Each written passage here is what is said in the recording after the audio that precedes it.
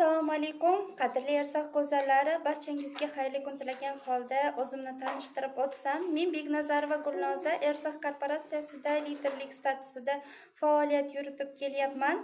Bugun 17-iyun kuni aynan so'nggi olgan natijamiz bilan o'rtoqlashish vazifa qilib berilgan ekan.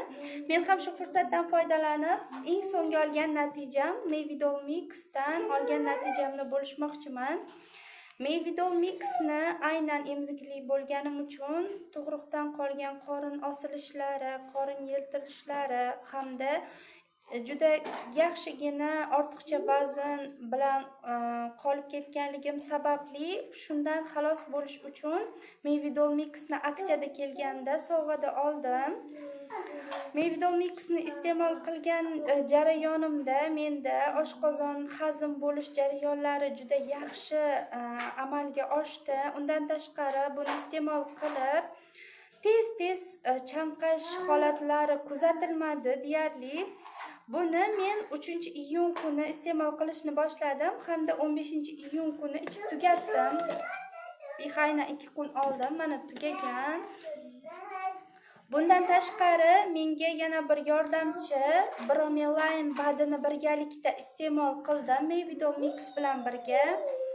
Aynan atyoklarni yaxshi ketkazib berish uchun, organizmda yig'ilgan suvlarni chiqarib berish uchun, yaxshi buyrak funksiyasini yaxshi ishlashi uchun yordam beradigan badimiz hali tugagani yo'q, hali iste'mol qilyapman, mana bor.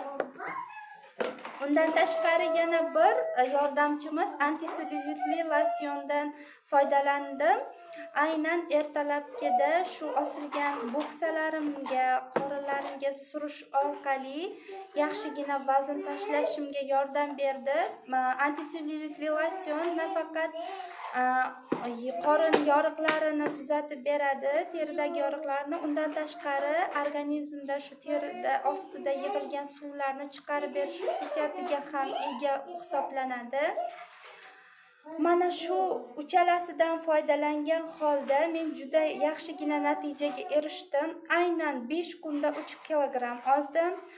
Bir haftada 5 kilogramm vazn yo'qotdim. Aynan 12 kun iste'mol qilganimdan so'ng taroziga tortilganimda 8 kilogramm vazn tashlagan ekanman.